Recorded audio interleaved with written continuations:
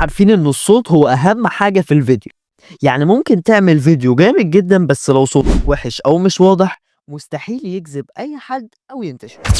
علشان كده أنا جاي لك النهارده أقول لك إزاي تخلّي صوتك يتحوّل من كده لكده، بأسهل طريقة ممكن تتخيلها. كل اللي عليك إنك تكمّل معايا الفيديو للآخر، علشان في آخر الفيديو هاقول لك كمان على سبب تاني بيخلّي الفيديو بتاعك خوارزميات اليوتيوب ما ترشّحوش للناس.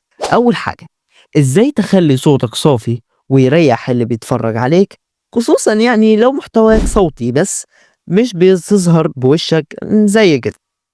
1. الدخول على الموقع، هاسيب لك لينك الموقع اسمه أبودي أبودكاست تحت في الكومنتات، ادخل عليه.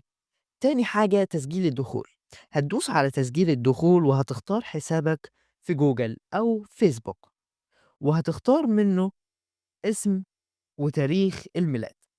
مثلا أنا فليكن سميت الحساب سايكو إدريتور والتاريخ نوفمبر سنة 2000. وبعد كده تدوس على تأكيد. 3. شرح الموقع بالتفصيل، أول ما تفتح الموقع هتلاقي اختيارين: تحسين الصوت وتسجيل بودكاست.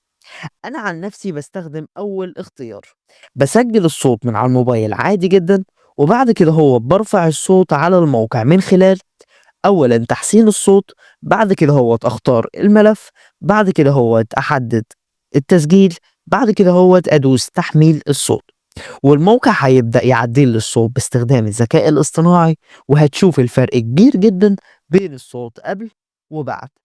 والجميل كمان إن الموقع مجاني 100%، وفي كمان اختيار الاشتراك لو حابب مميزات أكتر.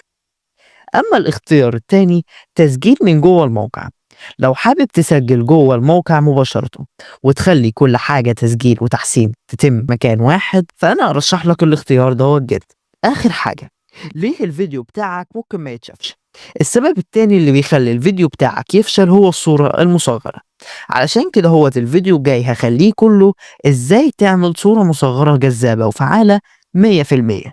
فما تنساش تعمل اشتراك وتفعل زر الجرس علشان يوصلك كل جديد أول بأول. وما تنساش كمان تشوف الفيديوهات اللي فاتت عشان فيها معلومات وأفكار هتفيدك جدا. استناني في الفيديوهات الجاية، والسلام.